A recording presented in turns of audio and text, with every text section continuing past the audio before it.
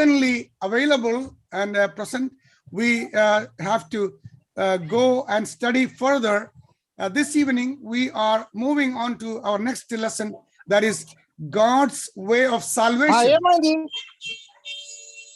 Full water ఉంది sir और जैसे कि हम लोग कौन बोला? पिछले తెలుగులో చెప్పు सर आपका రెండు आवाज ఒకటి आ रहा है బకెట్ सर కాదు నాయన రెండు ఒకటి కాదు ఇంత ఉన్నాయి వాటర్ रंजीत सर आपका आवाज आ रहा है सर సారీ బంద్ ओके पिछले बार हम लोग देखा था पाप के बारे में 4 विषय और जैसे पाप के बारे में हम अच्छे रीति से अध्ययन कर सकते हैं क्योंकि पाप का जो समय काल में हम लोग जीवन व्यतीत करते हैं. That means we talked about God, we talked about man, we studied about Jesus Christ as well as the result of sin. और जैसे कि हम लोग परमेश्वर के बारे में अध्ययन किया, मनुष्य के बारे में अध्ययन किया, प्रभु यीशु मसीह के बारे में अध्ययन किया, पाप का जो परिणाम के बारे में अध्ययन किया और आज हम परमेश्वर का उस उद्धार का जो मार्ग के बारे में अध्ययन करेंगे. So therefore we have now the foundation for understanding what is salvation, why salvation is needed. इसीलिए हमको सीखने के लिए जो नींव है, उद्धार को सीखने के लिए नींव है, क्यों उद्धार मनुष्य के लिए जरूरी है. So we have already concluded that because of sin, man is in a fallen state and can never fellowship with God until that sin is dealt with. और इसलिए कि हम लोग पाप के बारे में अध्ययन किया है और मनुष्य पाप में गिर गया है, मनुष्य का पतन हुआ है पाप में और वे परमेश्वर के साथ संगति करने के लिए वो सक्रिय है. So the question is, what can God do about this terrible problem of sin? और यहाँ पर एक सवाल है कि ये भयानक पाप के लिए परमेश्वर क्या करने जा रहे हैं. We can think about in different ways, and one possible solution would be for God to simply wipe the slate and clean and act as there is no sin never happened. और परमेश्वर के लिए एक आसान कार्य मनुष्य का पाप को क्षमा करने के लिए, उद्धार दिलाने के लिए कि एक जैसे बोर्ड को जिस प्रकार से हम लोग जो लिखा हुआ चीज को मिटाते हैं, वैसा परमेश्वर भी हमारे पापों को मिटा देते हैं. Of course he is God and God can do that. और परमेश्वर वो स्वयं परमेश्वर होने के नाते वे ये काम कर सकते हैं. It's a simple idea as the solution might appear. It is not consistent with God's nature. और ये एक बहुत आसान तरीका है जो परमेश्वर कर सकते हैं और परमेश्वर के स्वभाव के साथ भी हम देखते हैं. If God does that way, that means he is compromising with his holiness. अगर परमेश्वर ऐसे करते हैं तो वे अपने उस पवित्रता के साथ और पाप के साथ समझौता करते हैं. For God to allow man in his sinful state to enter into his presence would require the compromise of God's holiness.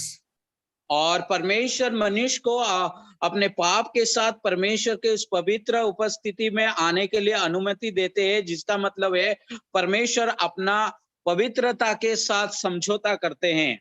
When we think about God's holiness, it is not only means God cannot sin, it also means he cannot ignore sin. और जब हम परमेश्वर का उस पवित्रता के बारे में जब हम चर्चा करते हैं या सीखते हैं, उसका मतलब परमेश्वर पाप नहीं कर सकते हैं और पाप को वो नजरअंदाज भी नहीं कर सकते हैं. The idea of God's overlooking sin may seem attractive and make God lenient, permissive, and God closes his eyes toward man and his sins. In the long run, it is of no benefit to us. और जैसे कि जब परमेश्वर पाप को मनुष्य के जीवन से देखते हैं और वे समझौता नहीं करते हैं, इसीलिए उस पाप के लिए जो रास्ता परमेश्वर ने बनाया है उसको दिखाने। So for man to regain the original state that God intended, he has provided a way of salvation that is clearly revealed in the Bible. और परमेश्वर का वचन में मनुष्य जीवन में जो पाप में पतन हुए हैं, उनमें से निकल करके उनका जो पूर्व जो सहभागिता में आने के लिए परमेश्वर का वचन एक मार्ग को दिखाता है। The basis of God's salvation we find in John's Gospel chapter 3 verse 16. और परमेश्वर का वचन में यूहन्ना रचित सुसमाचार उसका 3रा अध्याय 16 वचन में जैसे लिखा गया है, वहां पर परमेश्वर के उस उद्धार का मार्ग को हम देख सकते हैं। Everyone knows this verse by heart, I know. We read like this: for God so loved the world that he gave his only begotten son, that whoever believes in him should not perish but have everlasting life. और मैं चाहता हूं कि मैं समझता हूं ये वचन सभी लोग कंठस्थ किए हैं। यूहन्ना 3:16 जिस प्रकार से उसमें लिखा गया, क्योंकि परमेश्वर ने जगत से ऐसा प्रेम रखा कि उसने अपना इकलौता पुत्र दे दिया, ताकि जो कोई उस पर विश्वास करे वो नष्ट ना हो परंतु अनंत जीवन पाए। 3 things we can see this in that verse: God loved, God gave, God paved the way for perishing to everlasting life. और यहाँ पर इस वचन में 3 सच्चाई को हम देखते हैं। परमेश्वर ने प्रेम किया, परमेश्वर ने दिया और परमेश्वर ने उस पाप का प्रायश्चित को चुकाया। God loved and gave his son for our salvation. परमेश्वर हमसे प्रेम करके अपने इकलौता बेटा हमारे पापों के लिए दे दिए। Now look at what is the reason for this salvation. The second thing we have to remember, there is a reason for his salvation. और दूसरा बात हमको याद रखना है कि उनका जो उद्धार का कुछ कारण हम देख सकते हैं। If you look into Isaiah chapter 59 verse 2, we read like this: but your iniquities have separated you from your God, and your sins have hidden his face from you, so that he will not hear. और जिस प्रकार से हम लोग यशायाह नबी की किताब उसका 59 और 2 वचन में हम जैसे देख सकते हैं कि परंतु तुम्हारे अधर्म के कामों ने तुमको तुम्हारे परमेश्वर से 59 verse 2. ओके। परंतु तुम्हारे अधर्म के कामों ने तुमको तुम्हारे परमेश्वर से अलग कर दिया है, और तुम्हारे पापों के कारण उसका मुंह तुमसे ऐसा छिपा है कि वह नहीं सुनता। So that means we have no communication with God. We cannot see him. He don't want to face us as we are sinners. He want to make us in a changed situation. That's why the reason for salvation, we need a relationship with God. और यहाँ पर जैसे हम देखते हैं, हमारे पापों के कारण हम लोग परमेश्वर से दूर हो गए हैं, और परमेश्वर का मुंह को हम नहीं देख सकते हैं, वे हमारा जो पुकार को नहीं सुन सकते हैं। इसीलिए यहाँ पर हम देखते हैं कि उद्धार का जो कारण हो। Now, thirdly, we are going to look at God's way of salvation. There are different ways God is describing it in scripture. First, we read John chapter 14 verse 6, and then Romans 5:8. Let me read John 14:6 first. There we read, Jesus said to him, I am the way, the truth, and the life. No one comes to the Father except through me. और जिस प्रकार से हम देखते हैं कि परमेश्वर का उद्धार का कार्य मार्ग 3 प्रकार है, और उन तीनों को हम परमेश्वर का वचन में हम देखेंगे। पहला हम लोग यूहन्ना रचित सुसमाचार उसका 14 अध्याय और 6 वचन में हम देखेंगे। See, he is the way, and he is the truth, and he is the life. So Christ is the only way to the access to the Father or to heaven. और यहाँ पर हम देखते हैं यीशु ने यीशु ने उससे कहा, मार्ग और सत्य और जीवन मैं ही हूँ, बिना मेरे द्वारा कोई पिता के पास नहीं पहुंच सकता है। इसका मतलब यह है कि परमेश्वर, प्रभु यीशु मसीह ही परमेश्वर के पास जाने के लिए एकमात्र मार्ग है, और उनके अलावा हम और किसी के द्वारा हम परमेश्वर के समीप नहीं जा सकते हैं। There is absolutely no other way to reach to our Father in heaven. और परमेश्वर के पिता परमेश्वर के पास पहुंचने के लिए हमारे पास और कोई रास्ता है ही नहीं। See, in Romans 5:8, we read like this, but God demonstrates his own love towards us in that while we were still sinners, Christ died for us. और रोमी को पत्री उसका 5 अध्याय और 8 वचन में इस प्रकार से परमेश्वर कहते हैं, परंतु परमेश्वर हम पर अपने प्रेम की भलाई इस रीति से प्रकट करता है कि जब हम पापी ही थे तभी मसीह हमारे लिए मरा। God's love was not mere words. No, he gave his son to die in our place. परमेश्वर का जो प्रेम केवल उनका शब्दों से नहीं है, लेकिन वे अपना एक लौता बेटा प्रभु यीशु मसीह को हमारे जगह पर मरने के लिए इस दुनिया में भेजा। He demonstrated his love through his death on the cross. वे अपने मृत्यु, उसको काल्वरी क्रूस के ऊपर अपने मृत्यु के द्वारा अपना प्रेम मनुष्य जाति के लिए प्रदर्शित किए।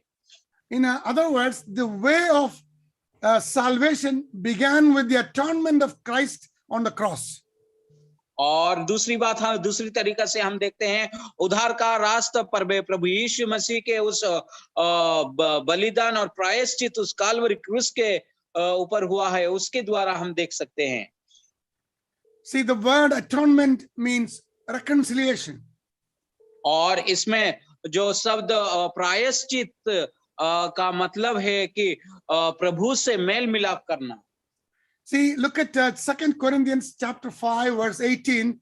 We read like this, now all things are of God who has reconciled us to himself through Jesus Christ and has given us the ministry of reconciliation. और जिस प्रकार से हम 2 कोरिन्थियों उसका 5 अध्याय और 18वां वचन में इस प्रकार से हम पढ़ते हैं, ये सब बातें परमेश्वर की ओर से है जिसने मसीह के द्वारा अपने साथ हमारा मेल मिलाप कर लिया और मेल मिलाप की सेवा हमें सौंप दी है। Our God is so gracious.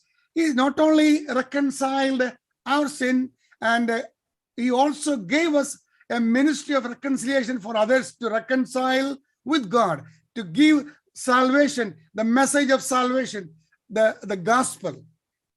और हमारे परमेश्वर अनुग्रहकारी परमेश्वर है, वे हमारे साथ ही मेल मिलाप नहीं किए, लेकिन उसके साथ साथ हमको भी इस मेल मिलाप का सेवा दिया है ताकि दूसरे को हम प्रभु पिता परमेश्वर के साथ मेल मिलाप करा सके।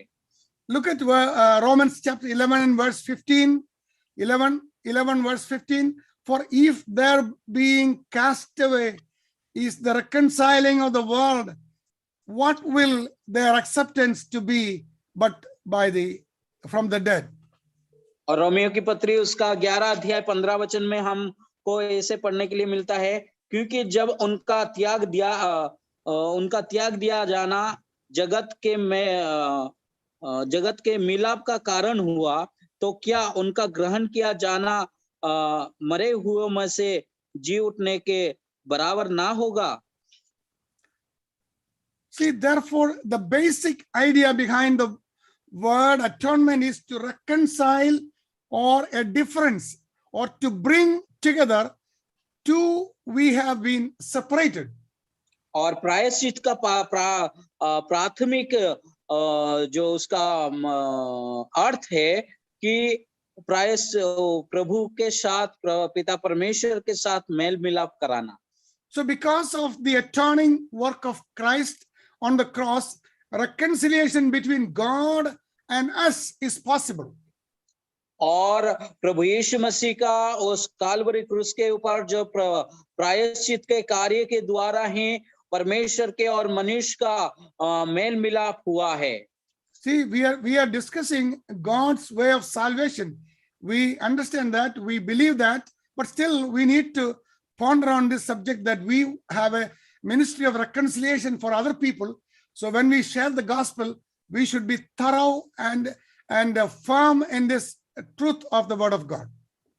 और जैसे कि हम लोग उस उद्धार के संबंध में उद्धार का मार्ग के संबंध में जब हम पढ़ते हैं तो ये बातें को भी सीखना बहुत जरूरी है और ये मेल मिलाप का विषय में सीखते हुए हम दूसरों लोगों को भी बताना बहुत जरूरी है. See, in the New Testament also uses the word ransom to describe Christ's atonement.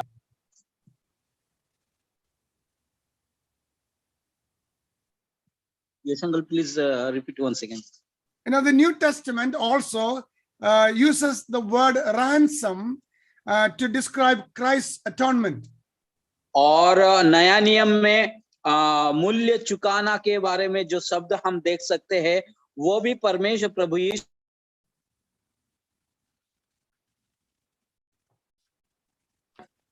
प्रायश्चित के बारे में हम देखते हैं. A ransom is paid so someone who is held captive may be freed.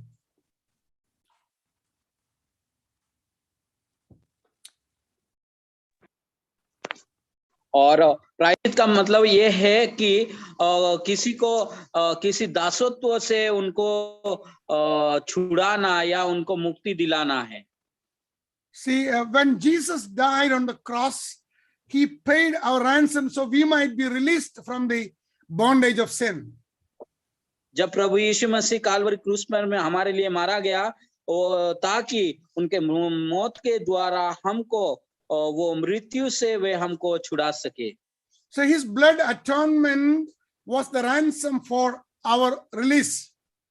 और उनका जो उनका लहू का जो प्रायश्चित के द्वारा हमारा जो पाप का जो मूल्य को उन्होंने चुकाया है.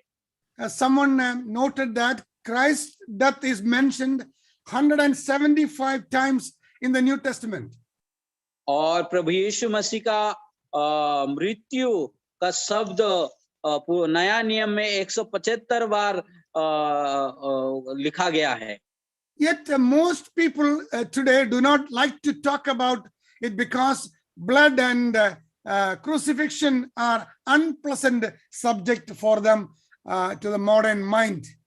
और आज के आधुनिक लोगों के उनके सोच विचार के आधार पर कुछ लोग ऐसा है कि प्रभु यीशु मसीह का उस लहू और उस मृत्यु के बारे में वे चर्चा नहीं करना चाहते हैं. Yet without the cross there is no gospel and no forgiveness of sin. और बिना क्रूस के द्वारा पाप की क्षमा नहीं होता है और सुसमाचार अधूरा है. When most people think of salvation, they consider it only in terms of redemption from sin or to rescue from hell. और कुछ लोग ऐसे जब इस उद्धार के बारे में जब सोचते हैं तो वे लोग यही सोचते हैं कि उस नरक से बच जाना या पाप से बच जाना. However, a careful study of salvation from a Bible perspective will reveal that it involves 3 different stages in salvation. और जैसे कि हम बहुत सावधानी के साथ जब परमेश्वर का वचन इस उद्धार के संबंध में हम पढ़ते हैं अध्ययन करते हैं तो परमेश्वर का वचन बहुत साफ रीति से हमको सिखाते हैं. So we are focusing on 3 different subjects. You should pay attention to these important facts.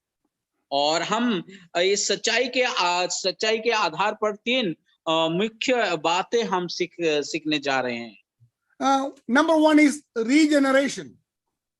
और सबसे पहला बात है पुनर्जन्म. This first stage of salvation is instantaneous and it is also called conversion. और उद्धार का जो पहला पहलू है वो एक स्थानांतरित यानी एक परिवर्तनशील हम देखते हैं. It instantly happens, immediately happens.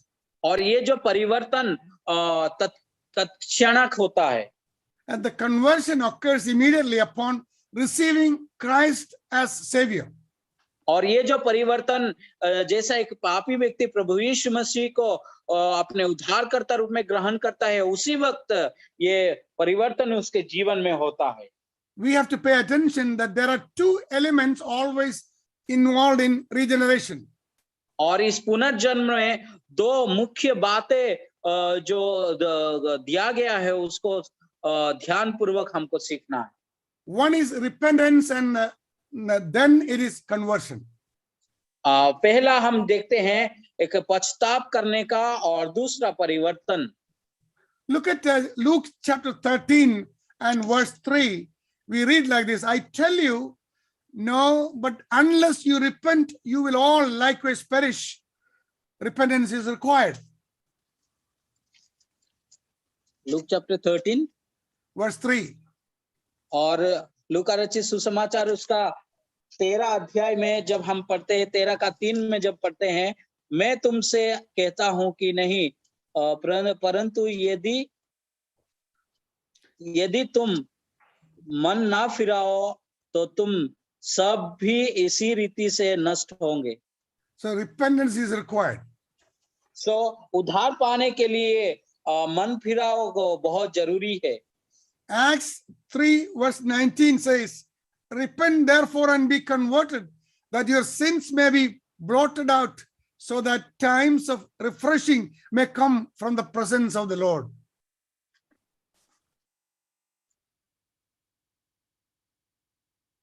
Acts chapter 3 verse 19. और जिस प्रकार से हम प्रेरितों का काम उसका 3 अध्याय और 19 पद में इस प्रकार से पढ़ते हैं, इसीलिए मन फिराओ और लौट आओ कि तुम्हारे पाप मिट जाए, जिससे प्रभु के सन्मुख से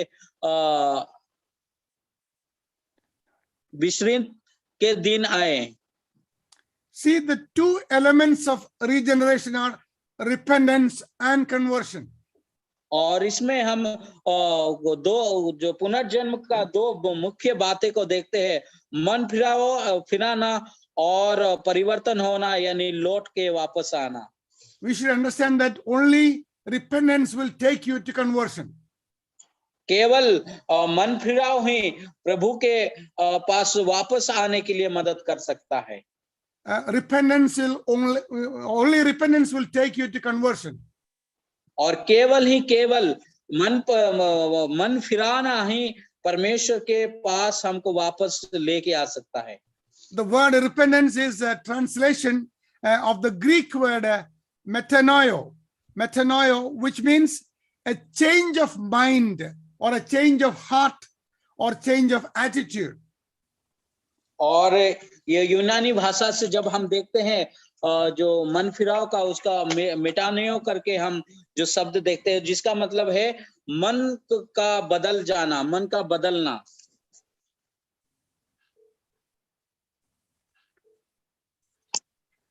Repentance is a change of mind with respect to sin and brings a change of lifestyle. और मन फिराव का मतलब ये है कि पाप के लिए हमारा जो सोच विचार को, हमारा जो दिमाग को चेंज कर देना और उसको बदल देना और प्रभु के पास वापस आना। See, repentance is inward experience that manifests itself in an outward change of one's behavior. और मन परिवर्तन एक अंदरूनी का कार्य है जो कि हमारे जीवन के द्वारा उसका प्रकाशित होता है। So salvation process takes place first inwardly, then that has to come an expression outwardly later. और सबसे पहले जो पुनर्जन्म हमारे जीवन का अंदरूनी में, हमारे जीवन में अंदरूनी बातें में सबसे पहली बात होता है, उसके बाद वो जो नया जन्म हमारे जीवन हमारे से बाहर निकलता है, जो कि लोगों के सामने साबित होता है। In repentance, one changes from hating or just ignoring or God to loving him and turning one's life completely over to him. और मन परिवर्तन या मन फिराव का मतलब यह है किसी चीज को संपूर्ण छोड़ करके उसको नफरत करना और किसी एक जैसे प्रभु परमेश्वर के पास आकर के परमेश्वर को प्रेम करना। Either you have to ignore God's love, or you can completely surrender to his love and then give your life to Jesus Christ. और मन फिराव का मतलब ये है या तो आप परमेश्वर का प्रेम को आप नकारना, नहीं तो अपने आप को परमेश्वर के हवाले में आप समर्पण कर देना। So once repentance is happening in a sinful person, immediately he will have a love towards God. और जैसे कि एक पापी मनुष्य के जीवन में ये मन परिवर्तन, मन फिराव आता है, तो तुरंत वो परमेश्वर के प्रति एक प्रेम उसके जीवन में जागृत होता है। So therefore the repentance is always accompanied by the second element of regeneration. और इसीलिए जो मन फिराव हमेशा उस परिवर्तन या नया जीवन में होना बहुत जरूरी है, और ये होता है। Turn with me to book of Acts chapter 20 verse 21 says like this. आइए मेरे साथ निकालिएगा प्रेरितों का काम उसका 20 अध्याय और 21 वचन। Read like this: testifying or witnessing to Jews and also to Greeks repentance toward God and faith toward our Lord Jesus Christ. वरन यहूदियों और यूनानियों के सामने गवाही देता रहा कि परमेश्वर की ओर से मन फिराना और हमारे प्रभु यीशु मसीह पर विश्वास करना चाहिए। See, look at Romans 5:1. We read like this: therefore, having been justified by faith, we have peace with God through our Lord Jesus Christ. और रोमियो की पत्री उसका 5 अध्याय और 1 वचन में इस प्रकार लिखा गया है, अतः जब हम विश्वास से धार्मिक ठहरे तो अपने प्रभु यीशु मसीह के द्वारा परमेश्वर के साथ मेल रखे। See, the experience of regeneration is the faith toward our Lord Jesus Christ and the peace with God. और जैसे कि हम इसमें देखते हैं, जो नया जन्म पाने का जो परिणाम है प्रभु यीशु मसीह के ऊपर विश्वास करना और पिता के साथ हमारा मेल मिलाप होना। Faith is very much important, which is always involved in repentance. और मन फिराना विश्वास मन फिराने के लिए एक बहुत ही बड़ा एक विषय है। See, it is more than intellectual belief in God, as we see in James chapter 2 verse 19. और ये जो बातें हैं हमारा समझ से परे है, जो कि याकूब की पत्री उसका 2 अध्याय में हम देख सकते हैं। See, we read like that: you believe that there is one God, you do well, even the devil or demons will also believe that. Chapter 2 verse 19.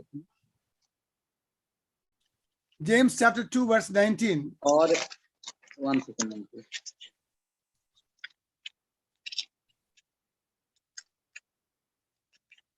याकूब की पत्री उसका 2 अध्याय और उसका 19 वचन में इस प्रकार लिखा गया है, तुझे विश्वास है कि एक ही परमेश्वर है, तू अच्छा करता है, दुष्ट आत्मा भी विश्वास रखते हैं और थरथराते हैं।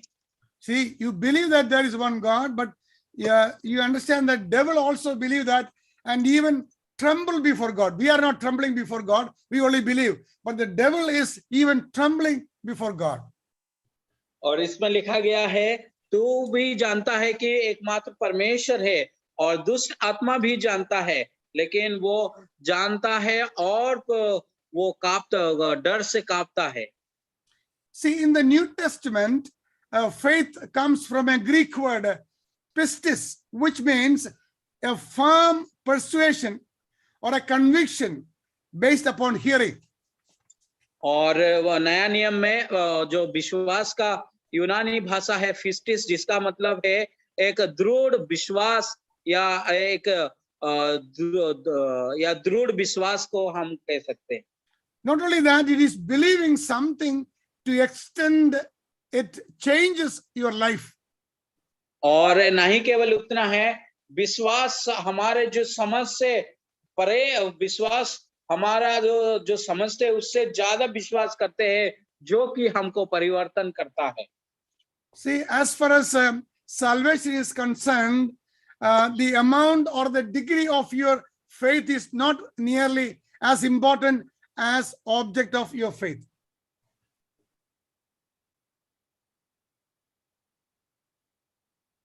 Uncle Ludi, please repeat once again.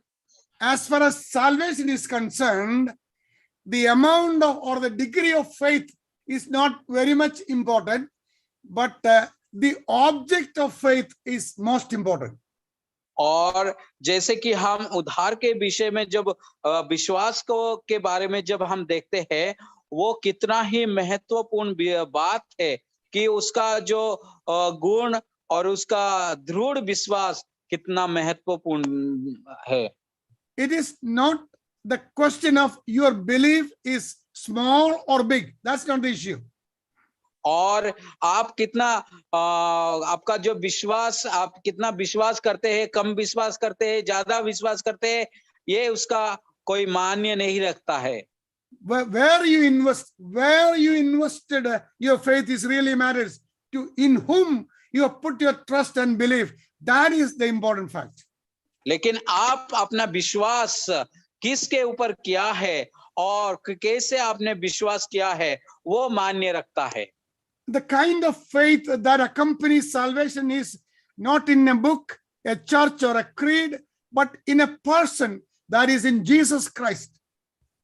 और उद्धार पाने के लिए जो हम विश्वास करते हैं, किसी कलीसिया में नहीं, किसी व्यक्ति के ऊपर नहीं, लेकिन एक ही और एक व्यक्ति है, वो प्रभु यीशु मसीह के ऊपर है। Acts chapter 20 verse 21 again says that repentance toward God and faith toward our Lord Jesus Christ. It is focused to the Lord Jesus Christ.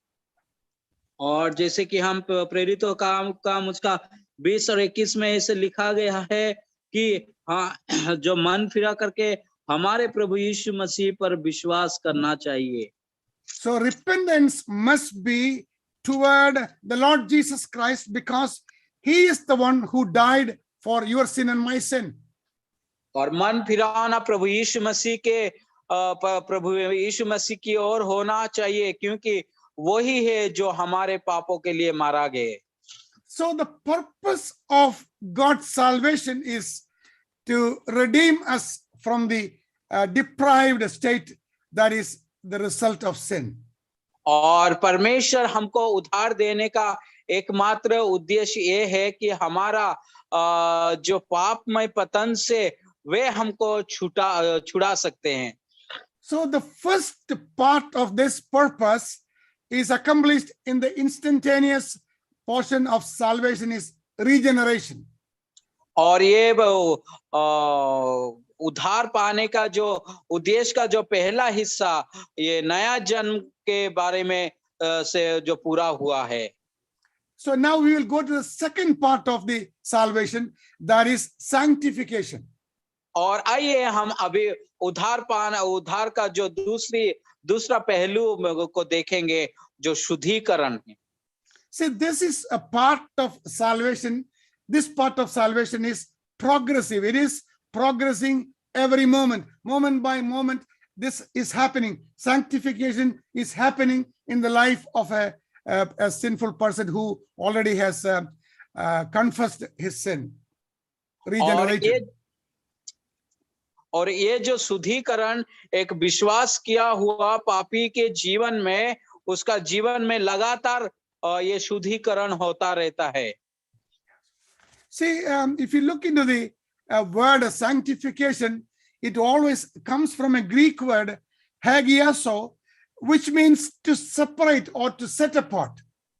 और ये जो शुद्धिकरण एक यूनानी भाषा से लिया गया है, जिसका शब्द का है हागियोस करके है, जिसका मतलब है एक अलगाव होना।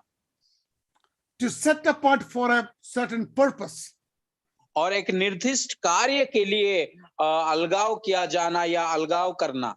So the word holy is also come from the same Greek word. और पवित्र का शब्द भी उसी यूनानी भाषा से ही लिया गया है। See, concerning sanctification, we need to understand the three important aspects of it. और शुद्धिकरण को समझने के लिए हमको तीन बातें को समझना बहुत जरूरी है। Listen carefully. Number one, what is the means of sanctification? Over to Sibir brother. इस बात को हमें समझने की आवश्यकता है कि इस उद्धार का मतलब क्या है।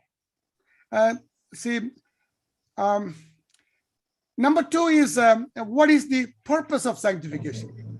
और दूसरा जो विषय है शुद्धिकरण का उद्देश्य क्या है।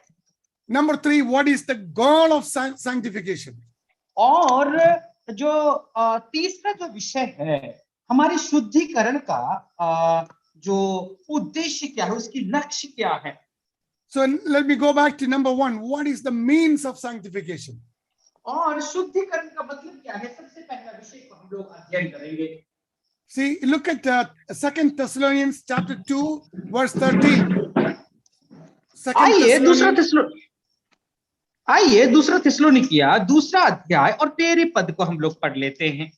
We read like this, but we are bound to give thanks to God always for you, brethren, beloved by the Lord, because God from the beginning chose you for salvation through sanctification by the Spirit and belief in the truth. 2 verse 13 uncle. Yes, correct.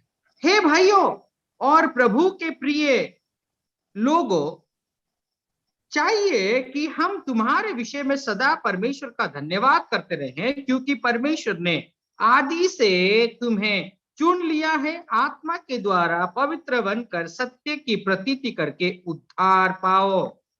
Salvation through sanctification by the Spirit and belief in the truth. और जो है ये उद्धार हमारी शुद्धिकरण के जरिए और उस सच्चाई पर विश्वास करने से मिलती है। So we look at John chapter 17 verses 17 to 19. We read like this. John chapter 17 verses 17 to 19. Verse 17, sanctify them by your truth. Your word is truth.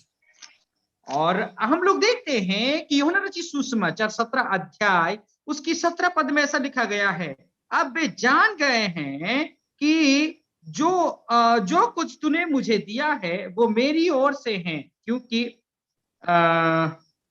verse 18, as you send me into the world, and verse 19, and for their sakes I sanctify myself, that they also may be sanctified by the truth. और हम लोग देखते हैं सत्य के द्वारा उन्हें पवित्र करो, तेरा वचन सत्य है, जैसा तूने मुझे जगत में भेजा है वैसे ही मैंने उन्हें जगत में भेजा, और उनके लिए मैं अपने आप को पवित्र करता हूं ताकि वो भी सत्य के द्वारा पवित्र किए जाए। So the cleansing by the word of God. और हम लोग देखते हैं कि परमेश्वर की वचन के द्वारा शुद्धिकरण होना। So we know how we can be satisfied. The means of sanctification is by the Spirit of God and by the word of God.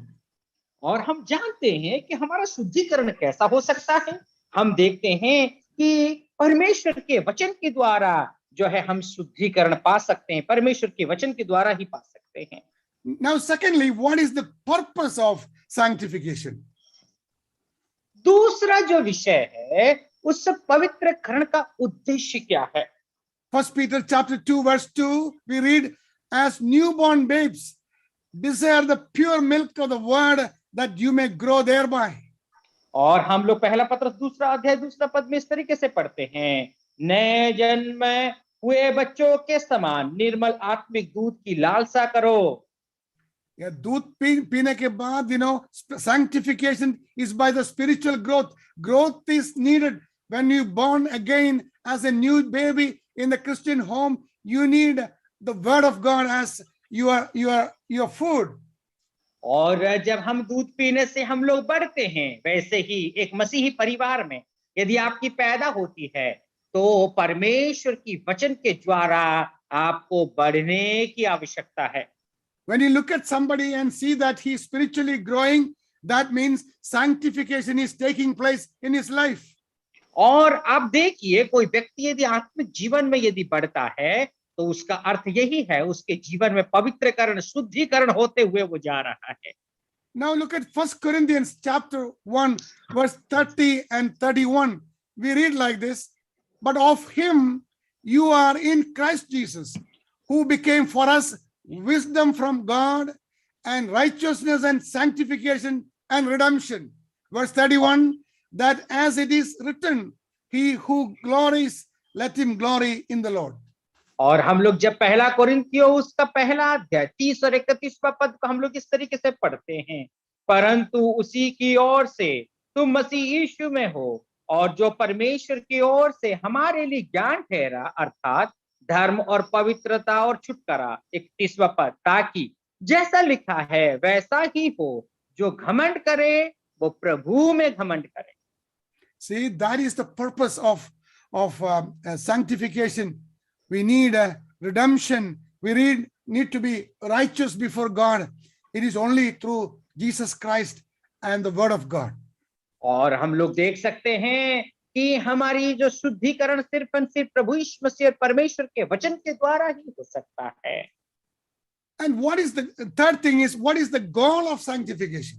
तीसरा जो विषय है, हमारे शुद्धिकरण व पवित्रीकरण का उद्देश्य व लक्ष्य क्या है? Look at 1 Corinthians chapter 1, verse 8. We read like this, for the revelation of our Lord Jesus Christ, who will also confirm you to the end, that you may be blameless in the day of our Lord Jesus Christ. और जब हम पहला कुरिन्थियों पहला अध्याय 8वां पद को इस तरीके से पढ़ते हैं, वो तुम्हें अंत तक दृढ़ भी करेगा कि तुम हमारे प्रभु यीशु मसीह के दिन में निर्दोष ठहरो। We need to be blameless before Jesus Christ. हम परमेश्वर प्रभु यीशु मसीह के सामने निर्दोष ठहरने की आवश्यकता है। If you look at Ephesians chapter 1, verse 4, we read like this, just as he chose us in him before the foundation of the world, that we should be holy without blame before him in love. और जैसे कि हम लोग इफिसियों का पत्र उसका पहला अध्याय 4वां पद को जो हम लोग पढ़ते हैं, ऐसा हम लोग देखते हैं, जैसा उसने हमें जगत के उत्पत्ति से पहले ही उसमें चुन लिया है कि हम उसके निकट प्रेम और पवित्र और निर्दोष हो। See, that is the goal for God as far as his blood-bought children are concerned. और जैसे कि हम उस शुद्धिकरण के विषय में यदि देखें, तो प्रभु यीशु मसीह के जो पवित्र लहू से मोल लिए गए लोगों का लक्ष्य यही है। Listen carefully. Repentance and faith, which is regeneration, that begins the salvation process, and sanctification continues it, ending in a glorious consummation, is the very presence of Jesus Christ.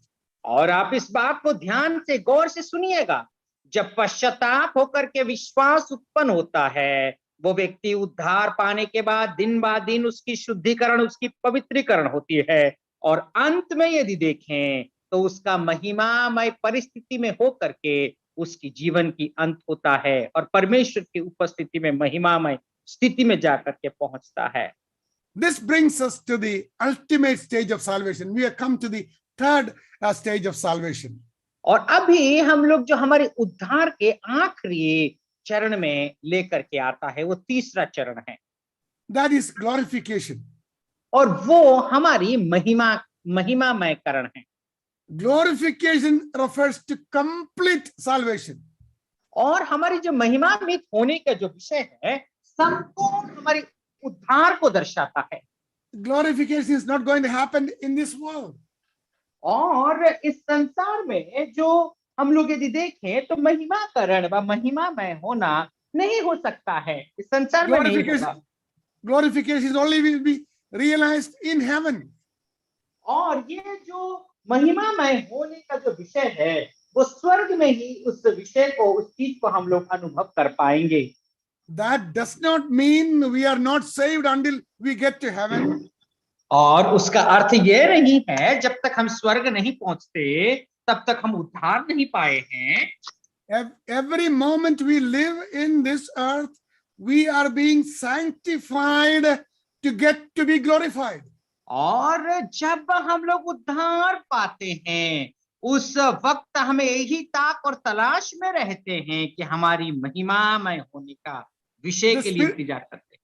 The Spirit of God and the Word of God is cleansing us every day, and just by doing that, we are being sanctified for the hope of glorification when we reach heaven.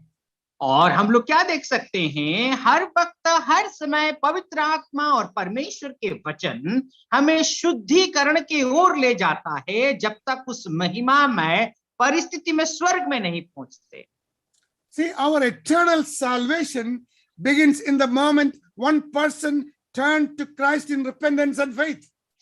और अब देखिए हमारी जो अनंतता का परिस्थिति कैसे शुरू होता है, एक व्यक्ति पश्चाताप करके अपना विश्वास के अनुभव में जब वो आता है, that person then grows in knowledge and grace all through his physical life, culminating with his glorification in heaven. और ये जो जीवन है ना, उसका जीवन किस तरीके से जो है शुरू होता है, विश्वास में धीरे धीरे हो करके उसका जीवन संपूर्ण रीति से महिमामय परिस्थिति में मिल जाता है। In order to have a better understanding of the glorification, let us refer a couple of scripture portions. आइए उस महिमामय करण को हम लोग जब देखते हैं तो आइए कुछ वचनों को हम अध्ययन करने का प्रयास करते हैं। See, in order to find out who is the means of glorification, look at Romans chapter 8, verse 16 to 18. और आइए हम लोग जो है इस विषय को, महिमामय करण को विषय को यदि हम लोगों को जानना है तो रोमियो का पत्री उसका 8वां अध्याय 15 पद से लेकर के 16 पद तक, हम 18 पद तक अध्ययन करेंगे। I will read it first and then Subir will read it for you. Verse 16, the Spirit himself bears witness with our spirit that we are children of God. और 16 पद में हम लोग इस बात को देख सकते हैं, आत्मा आप भी हमारी गवाही आत्मा के साथ गवाही देता है कि हम परमेश्वर के संतान हैं। Yeah, that's what in verse 17, and if children, then heirs of God and joint heirs with Christ, if indeed we suffer with him, that we may also be glorified together. और हम लोग 17 पद में इस तरीके से पढ़ते हैं, और यदि संतान हैं तो वारिश भी हैं, वरन परमेश्वर के वारिश और मसीह के संगी वारिश है कि जब हम उसके साथ दुख उठाएं तो उसके साथ महिमा भी पाएं। Verse 18, for I consider that sufferings of this present time are not worthy to be compared with the glory which we will be having revealed in us. और 18 पद में इस तरीके से देख सकते हैं, क्योंकि मैं समझता हूं कि इस समय के दुख और क्लेश उस महिमा के सामने जो हम पर प्रकट होने वाली है कुछ भी नहीं है। See, verse 13 is verse 30. Moreover, whom he predestined, this he also called. Whom he called, this he also justified. And whom he justified, this he also glorified. 30वां पद बहुत महत्वपूर्ण है। 30 आयत में हम लोग देखते हैं, फिर जिन्हें उसने पहले से ठहराया उन्हें बुलाया भी, और जिन्हें बुलाया उन्हें धर्मी भी ठहराया, और जिन्हें धर्मी ठहराया उन्हें महिमा भी दी है। See, the company of the glorified group of people, that's what the believers are. और अब देखिए जो महिमामय जो एक व्यक्ति का जीवन में किस तरीके से हम लोग देख सकते हैं। See, 1 Thessalonians chapter 3, chapter 3, verse 13. We read like this, so that he may establish your hearts blameless in holiness before our God and Father at the coming of our Lord Jesus Christ with all his saints. और हम लोग जब पहला थिस्सलुनीके 3 अध्याय 13 पद को जब हम लोग पढ़ते हैं, ताकि वो तुम्हारे मनों को ऐसा स्थिर करे कि जब हमारा प्रभु यीशु मसीह अपने सब पवित्र लोगों के साथ आए, तो वे हमारे परमेश्वर और पिता के सामने पवित्रता में निर्दोष ठहरे। See, Jesus Christ and the company of his redeemed saints, they're coming together. We'll be joining them as glorified और bodies. प्रभु यीशु मसीह और उद्धार पाए हुए जो लोग हैं, मसीह के लोग हैं, हम सब के सब लोग जो है एक साथ मिलने वाले हैं। Revelation chapter 21 verse 3, we read like this, and I heard a loud voice from heaven saying, behold, the tabernacle of God is with men, and he will dwell with them, and they shall be his people. God himself will be with them and be their God. और हम जब 21वां अध्याय और प्रकाशित वाक्य 21वां अध्याय 3रा पद में हम लोग देख सकते हैं, फिर मैंने सिंहासन में से किसी को ऊंचे शब्द से यह कहते हुए सुना, देख देख, परमेश्वर का डेरा मनुष्य के बीच में है, और वो उनके साथ डेरा करेगा, और वे उनके लोग होंगे, और परमेश्वर आप उनके साथ रहेगा, और उनका परमेश्वर होगा। There John is explaining about a great multitude of his blood-bought children of God. और यहाँ पर हम लोग देखते हैं कि परमेश्वर अपने जो लहू से मोल लिए गए लोगों के विषय में वर्णन करते हैं। Such a great company of people we are going to join in our glorification. और हम जब महिमामय परिस्थिति में होंगे, कितने बड़े झुंड के साथ हम लोग भी शामिल होने वाले हैं। Now thirdly, the home of the glorified, Revelation 21 verse 4, we read like this, and God will wipe away every tear from their eyes. There shall be no more death, no sorrow, no crying. There shall be no more pain, for the former things have passed away. और जब हम चौथा पद को जब पढ़ते हैं, प्रकाशित वाक्य 21वां अध्याय चौथा पद, और वो उनकी आंखों से सब आंसू पोंछ डालेगा, और उनके बाद मृत्यु ना रहेगी, और ना शोक, ना विलाप, ना पीड़ा रहेगी, और पहली बातें जाती रहेगी। We may be having so much sorrows and difficulties and tears in this world, but homely care, love and protection, all tears will be wiped away when we are in the presence of God. और इस संसार में हो सकते कष्ट, दुख, पीड़ा और विलाप में हम लोग रह सकते हैं, लेकिन हमारी आंखों की और दर्द की आंसुओं को जब परमेश्वर के उस भवन में होंगे, सब कुछ पोंछ दिया जाएगा। A homely atmosphere, the joy of the fellowship and the eternal blessings will be the highlights there. और हम लोग जो है एक परिवार की जैसा हम लोग अनुभव करेंगे, वहां पर जो है सबके सब परिवार जैसा हमको महसूस लगेगा, और हम लोग अनुभव करते हुए कोई दुख, कोई कष्ट, कोई शोक वहां पर नहीं होगी। So fourthly, the eternal body of the glorified. और चौथा जो विषय है, जो महिमामय शरीर कैसा होने वाला है। Look at Philippians chapter 3 verse 20 and 21. It's a very blessed verses. For our citizenship is in heaven, from which we also eagerly wait for the Savior, the Lord Jesus Christ, who will transform our lowly body, that it may be conformed to his glorious body, according to the working by which he is able even to subdue all things to himself.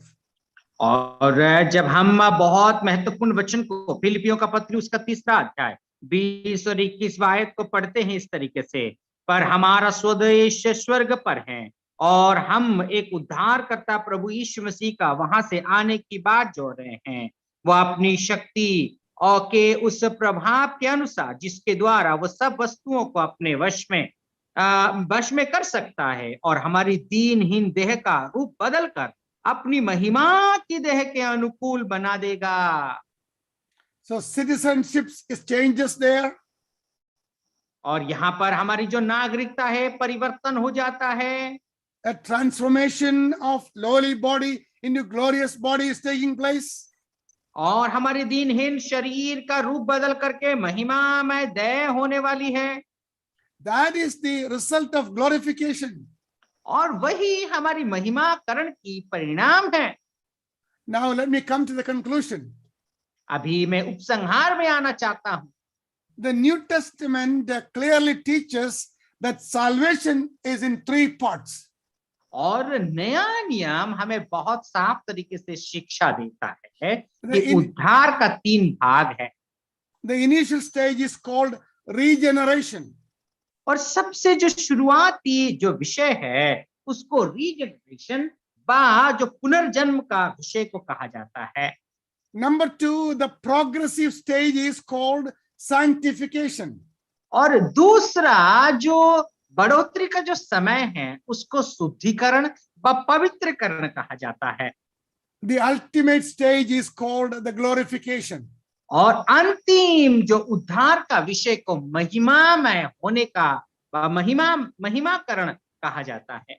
So in addition to our salvation, three things happening: regeneration, sanctification, and glorification. और हमारी जो उद्धार को लेकर के 3 ऐसी जो घटनाएं होती है। सबसे पहले जो हमारी जो है उद्धार होने की जो पहली अनुभव होता है पुनर्जन्म, शुद्धिकरण और उसके साथ साथ महिमान्वित होने का घटना होती है। Brothers and sisters, we were focusing on God's salvation, God's way of salvation. मेरे प्यारे भाई और बहनों, परमेश्वर का जो उद्धार, परमेश्वर का उद्धार का माध्यम व मार्ग को हम लोग अभी देख रहे थे। We see the three parts of God's salvation of the sinful mankind. और हम लोग देखे थे कि परमेश्वर की जो उद्धार के विषय में 3 ऐसी भागों को मनुष्य का व मनुष्य जाति के लिए हम लोगों ने देखा।